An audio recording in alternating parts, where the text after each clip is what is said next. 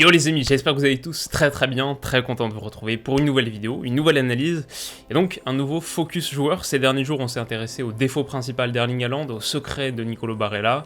Aujourd'hui, je vous propose de faire un petit point sur une action qui définit Pedri. Pedri Gonçalez, le milieu central du Barça, 18 ans à peine, une des révélations de la saison, si ce n'est la révélation de la saison en Espagne, et il y a vraiment une action qui pour moi dit beaucoup de choses à la fois sur Pedri, donc c'est un bon point d'entrée, une bonne clé d'entrée pour comprendre Pedri. C'est aussi une action qui dit pas mal de choses sur le Barça et sur son état actuel. Donc voilà, petit point là-dessus.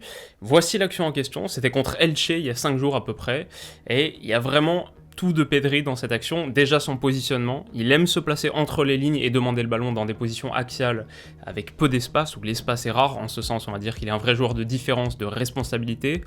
Ensuite sur sa prise de balle, il y a une grande panoplie, et ça illustre à quel point le foot c'est vraiment un sport de qualité technique plus que de qualité athlétique. Comme un art martial, si l'orientation du corps est bonne, si le geste est bon, l'adversaire est bloqué et peut pas s'interposer, peu importe la différence de gabarit. C'est le cas ici, où Pedri donc va réussir un pivot à 180 degrés en une fraction de seconde pour bloquer l'accès du défenseur au ballon avec son dos et en contrôlant avec le pied le plus éloigné du passeur, le pied le plus proche du but, à savoir le gauche. Donc peut-être qu'ici on peut faire un petit point, une petite pause pour revenir sur un point théorique qui n'est pas nécessairement le moins connu de l'analyse foot, sûrement que vous êtes déjà familier avec ce concept, mais c'est l'idée du contrôle jambe éloignée. C'est tellement un fondamental de la prise de balle qu'il y a sur YouTube une masterclass dédiée à son sujet, une masterclass conduite par Xavi, où il explique le concept du contrôle pierna alejada, jambe éloignée. Donc pour pouvoir accélérer le jeu et potentiellement battre son vis-à-vis sur un contrôle orienté. D'ailleurs, quand vous tapez pierna alejada sur Google, il n'y a que des vidéos de Xavi ou que des vidéos du Barça. Bref, voilà, c'est un petit détail technique, c'est quelque chose qu'on retrouve chez beaucoup de joueurs, chez tous les joueurs en réalité qui évoluent entre les lignes, où l'espace est rare, où il faut optimiser chaque touche de balle pour pouvoir passer très vite d'une position dos au jeu à une position face au jeu. Je le note du coup à la fois parce que c'est un point théorique intéressant, c'était l'occasion de le faire, aussi parce qu'il va ravir sans doute tous ceux qui voient un peu de Xavi ou d'Iniesta dans Pedri. Disons qu'il y a au moins ça. Maintenant on va voir la suite. Alors du coup, retour à notre action, retour à ce contrôle jambe éloignée de Pedri. Ce qui est remarquable, c'est qu'il enchaîne tout de suite avec une autre petite touche de balle pied gauche, le même pied qui a contrôlé, ça c'est pas facile. Et là on est donc passé en 3 touches de balle de cette situation, 9 joueurs de champ d'Elche devant le ballon, à celle-ci, 4 joueurs de champ devant le ballon. Alors après, la suite de l'action est moins glorieuse, je pense qu'au lieu de continuer sur cette trajectoire oblique à vitesse intermédiaire, il ferait mieux d'essayer de fixer son vis-à-vis pour trouver un angle de tir. Au final, ça donne rien, à part un corner, pas de penalty pour l'arbitre parce que c'est le bras pour amortir la chute du tacle qui touche le ballon, ok.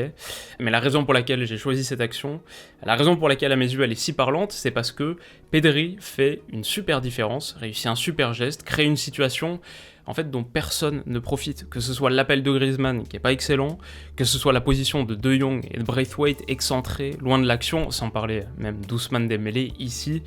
C'est pas normal que cette zone soit vide, c'est pas normal qu'il n'y ait pas un partenaire à servir, ou au moins on va dire un déplacement, une course qui aiderait Pedri à fixer son vis-à-vis, quelque chose de l'activité dans cette zone.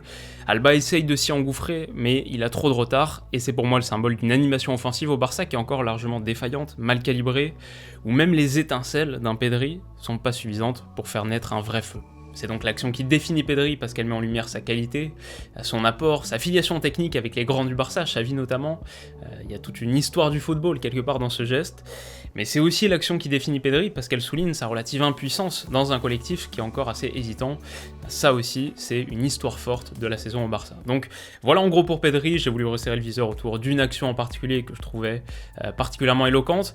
Bien sûr, il y a énormément de matière pour parler du joueur, déjà sur son apport entre les lignes, sur ses prises de balles spéciales. On a tout un tas d'images. Ici, il n'est pas attaqué, mais le contrôle est quand même sympa. De manière générale, disons qu'il a une capacité à bonifier les ballons qu'on lui donne. Ici, la passe de Dembélé n'est pas optimale. Tu dois pouvoir lui mettre un peu mieux, sans rebond par exemple. Mais l'enchaînement contrôle et touche soyeuse dans la foulée, c'est fort. Puis la suite, pas mal non plus, permet de résister à la pression adverse tout en continuant à donner du rythme à l'action.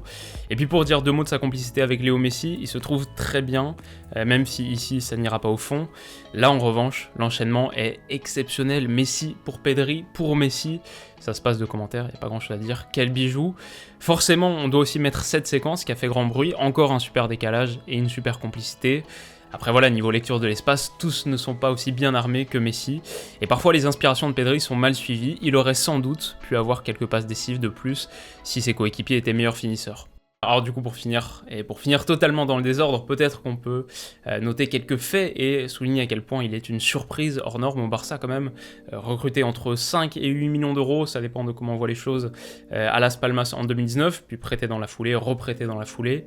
Et il a disputé ses toutes premières minutes avec le Barça en début de saison, c'était la première journée de Liga contre Villarreal, 20 minutes, et est devenu depuis un des hommes clés de Koeman, si ce n'est un des 3 joueurs les plus importants du Barça. Sur les 29 rencontres qu'a disputé le Barça cette saison, il y a 28 apparitions de Pedri, il a seulement été reposé contre Ferencváros, J5 de Ligue des Champions, 28 apparitions, 2 tiers en tant que titulaire à peu près, voilà, à 18 ans à peine, il vient d'avoir 18 ans en novembre, on va dire que c'est pas mal, et que c'est un euphémisme de le dire.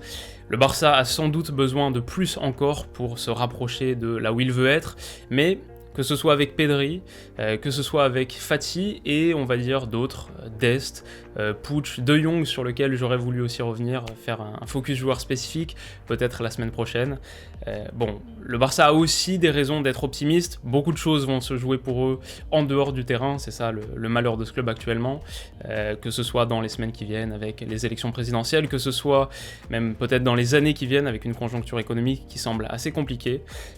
Beaucoup de choses vont se jouer en dehors du rectangle vert pour eux, mais il y a tout de même sur le terrain des raisons d'être optimiste et peut-être relativement ambitieux. Donc voilà en gros pour notre point sur Pedri et un petit peu sur le Barça.